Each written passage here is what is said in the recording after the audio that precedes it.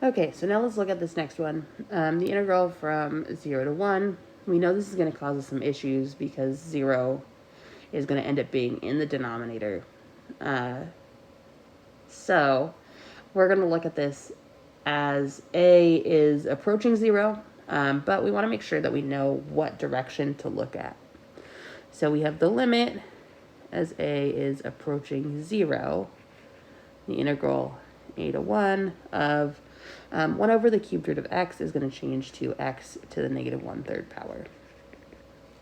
So what I mean by we need to look at what direction, we only care about the numbers between 0 and 1. We don't care about anything before 0, anything after 1. So we want to approach 0, so it's approaching the side of 0 that's in the interval we care about. So we want to approach 0 from that positive side. We want to approach 0 from the right. So we are looking at just 0 on that positive side. Now we do everything like we would normally do. So we're going to take the integral. So we have x to the negative 1/3 power. Add 1 and divide by it.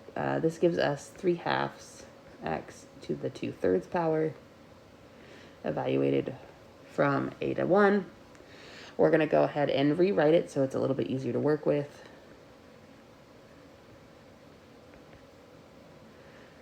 Three halves times the cubed root of x squared. And then we're going to do FTC number 1.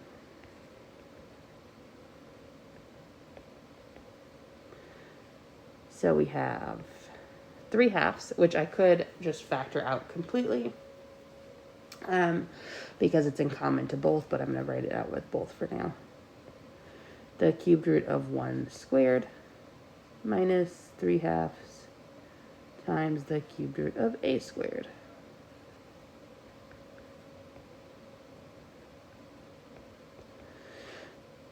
Okay, 3/2. Well, the 1 squared is 1, the cubed root of 1 is 1, so the first piece we have here is 3/2. And we want to approach 0 for a. If I were to plug in 0 here, we don't need this limit anymore.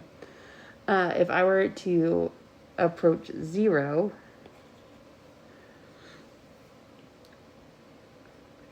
zero squared is 0, the cubed root of 0 is 0, 3/2 times 0 is 0, so we have 0. 3/2 minus 0 is equal to 3/2. So I know that this is going to converge to 3/2. So this is bringing in our limits at infinity and then just other things that we know about limits to kind of help us out here to find an actual answer in order to get these into an area that would make sense. We have 2 more here.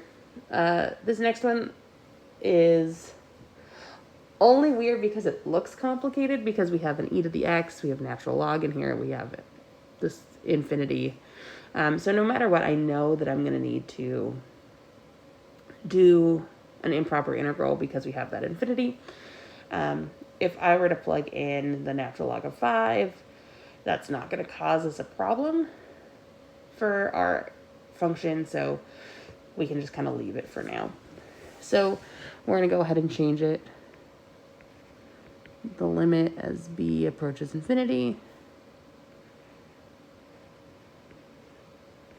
Natural log of 5 to b, e to the negative x dx.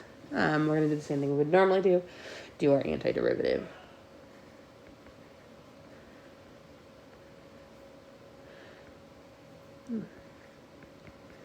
So we have e to the negative x, and we have to incorporate that negative in again. And it's evaluated from the natural log of 5 to b. And then I'm going to go ahead and change it so that way it makes a little bit more sense to look at. So we have the limit as b approaches infinity of negative 1 over e to the x evaluated from natural log of 5 to b.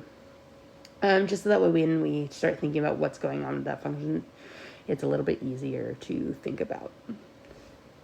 And then we're going to plug in our interval. So I have the limit as b approaches infinity of -1 over e to the b power minus -1 over e to the natural log of 5. And now we're just going to think about what's going on here. So 1 over e to the b power, that is growing infinitely because e to any power is going to be really, really big. And so as b gets bigger, e to the b is getting bigger. So this first part is going to go to 0. The second part, we're going to subtract a negative, so we're adding, and we have 1 over e to the natural log of 5.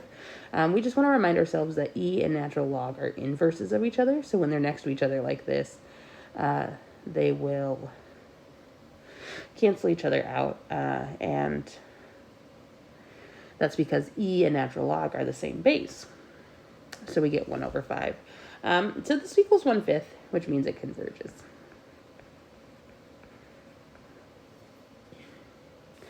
And then our last one right here, we have the integral from 5 to infinity of 1 over x minus 5. Infinity already means that we need an improper integral. But if we look a little bit further into this, if I plug in 5, we have x minus 5. That's going to give us an issue. So what we're going to do to get around this is we're going to split up this integral into 2 pieces. Those 2 pieces are going to be 5 to a number of our function x minus 5 dx, and whatever number we picked for the other integral to infinity. It does not matter which one we pick. I could pick 6, so going from 5 to 6 and then 6 to infinity, and I can pick whatever x value I want as long as it works for that interval.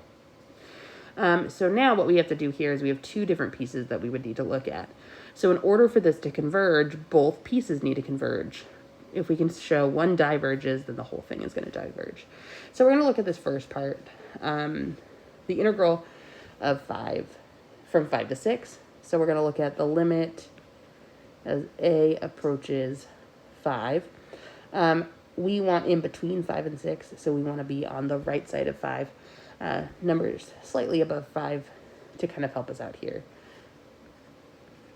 A to 6, 1 over x minus 5 dx. We're going to do everything like we normally would. So the limit, as a approaches 5 from the right, we get the natural log of x minus 5 evaluated from a to 6. And then we're going to use FTC number 1. The limit as a approaches 5 from the right of the natural log of 6 minus 5 minus the natural log of a minus 5.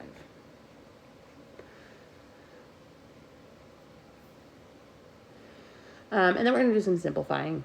So we have the limit as a approaches 5 from the right. Natural log of 6 minus 5 is the natural log of 1 minus the natural log of a minus 5. We could argue that everything inside our natural logs are going to be positive because a is slightly bigger than 5. So it's going to always be positive, which means we don't need the absolute values, but it doesn't hurt to write them anyways. The natural log of 1 is a very special thing for us. It's like having e to the 0 power because they are inverses. So the natural log of 1 happens to be 0.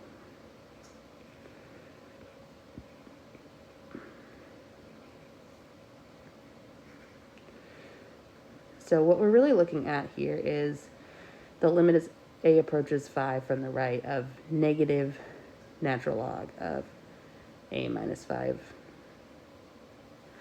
And if we were to evaluate what's going on here, the natural log is going to be getting